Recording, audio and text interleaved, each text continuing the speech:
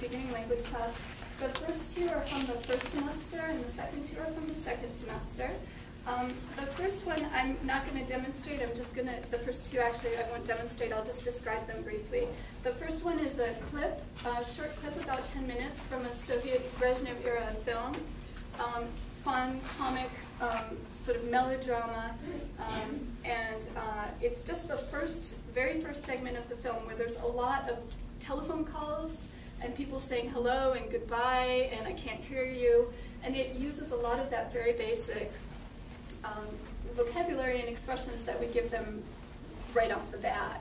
So they get to see it in action in a real film, real Russian speaking. And then if you look in your handout, I gave you the activity sheet that I give them that goes along with that, which asks them to really zero in, listen closely, answer some listening comprehension questions. And some of them are just which greeting did they use, so you just have to listen and hear it. Just to activate some of that language. And this, after each of these, I have listed the unit, kind of the main focus of the unit that it goes along with. So this one goes with the greetings, the very first unit. The second is a song by a Soviet poet bard. It introduces them to that phenomenon, which is a particular phenomenon in Russian culture of poets who wrote, were untrained musically, but composed melodies to their poetry because they could not publish it because of censorship. And so they just, in the privacy of their own kitchens, would pick out a melody on the guitar and record it on a tape recorder, and that was very easy to duplicate. And so they got known as poets in this way by duplicating tape to tape.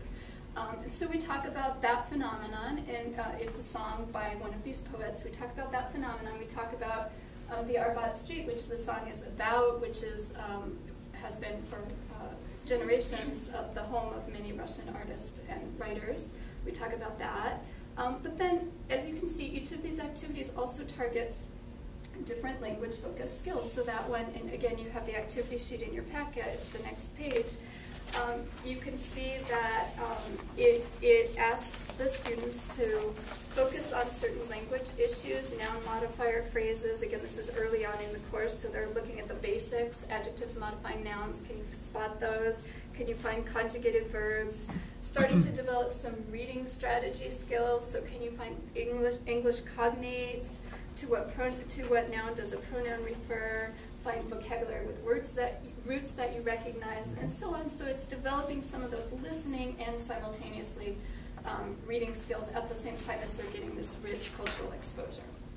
The next two, if I have time, I think I have a few minutes, right? Yeah, so the next two I can show you just briefly what I do with these. These are from this semester, the second semester of the course. And this one I love, and the students really have fun with it. It's called The Great Mayonnaise Wars, that's my term for it. And it's 3 advertisements from the time when advertisements were brand new in Russia. Because in the Soviet period, there was no, commerce, there was no capitalism, there were no advertisements for products on television. So this was a brand new phenomenon, and they weren't quite sure what to do with it. So it can be really entertaining. So what I do is I show them 3 ads for mayonnaise, different brands of mayonnaise. This goes along with the food unit. And you can look at, I'm just going to escape out of here real quick and pull this up. I'll just show you one of them so you can kind of see what this looks like. It doesn't go full screen, unfortunately. Что не сваливается с бутерброда, и такой вкусный, что его хочется намазать с другой стороны. Золотой майонез от Тоги. Хорош со всех сторон. Густой золотой майонез от Тоги. Оттого и вкусно. Actually, I think I can probably, these are so short, I can probably show you a couple of them. Готовится около 30 минут. Сырный салат 15. Овощной всего 10. Но самое главное в приготовлении салата – это последний момент, когда вы заправляете его оливьезом. Майонез оливьез – король салатов. Салат оливье готовится... This one is like a throwback to the 50s. It's pretty amazing. Не любит. Любит. Не любит. Свет, да ты не на той ромашке гадаешь, надо на этой. Тут как ни гадай, всегда получается любит. Конечно, любит.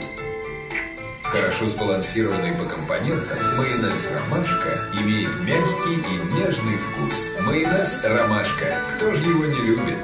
Еще как любит. Майонез «Ромашка». Такой нежный. The way to a man's heart in Russian culture is through the mayonnaise. Right? So we talk about, you can see the activity sheet, there's a balance of questions for them to focus on, ranging from language comprehension to cultural interpretation. And at the end, there's some kind of overall reflection questions that we discuss, what are the cultural differences and how does this compare. So it's again, integrating some of those fine listening skills, grammar, etc., with the larger cultural questions. And then finally, the last example that I have, I'm going to just stay here and not go back to my presentation at the moment. Actually, I just did today in class, is an excerpt from probably the most famous Russian literary work, the novel in verse by Alexander Pushkin, Eugene Onegin. This is just one stanza from this entire novel, which is written all in verse. And we've been doing weather, vocabulary and grammar structures for weather. And this stanza describes the weather in November. And as you can see, it's a fill-in-the-blank listening activity. First of all, we listen to it 2 or 3 times. They have to go through, listen, fill in the blanks.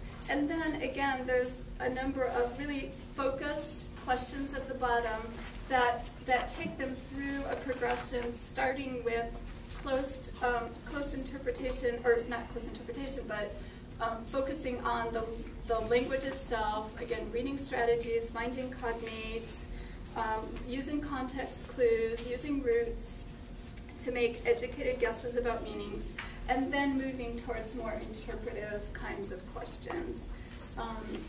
And some of that we do in Russian, a lot of it we do in English. This is what it sounds like, just so you can kind of hear. Но наше северное лето, карикатура южных зим, мелькнет и нет. Известно это, хоть мы признаться не хотим. Уж небо осенью дышало, уж реже солнышко блистало, короче становился день, лесов таинственная сень с печальным шумом обнажалась, ложился на поля туман, гусей крикливых караван тянулся к югу, приближалась довольно скучная пора, стоял ноябрь у двора. So they hear that, and not only is it an encounter with this most famous of literary texts, but they also hear a different voice, a native voice. They hear the recitation style, which is very different from the style that we use for recitation of English poetry. So they're getting all sorts of aspects of Russian cultural encounter when they do that.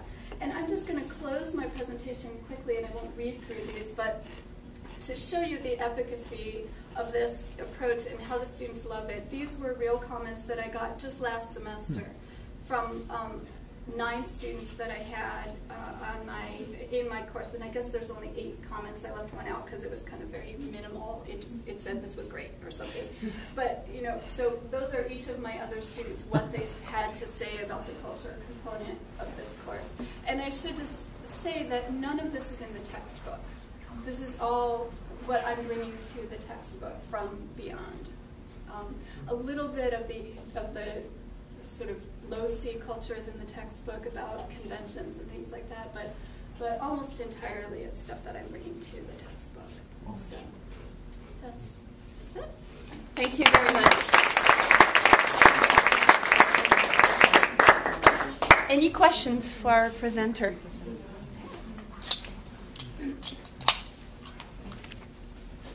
Yes. Hi, I teach Spanish here, but I'm actually not, I'm in the creative writing department, that's my field of study, but I was wondering if you had any suggestions for how, for example, how you can learn more about cultures if you're not a native speaker of that language. Like I'm not from Spain or Latin America, and without like actually traveling there again, how I could, find more materials or. Well, I think it's easier today than it's ever been because of the internet. Yeah. You can find practically anything you want to.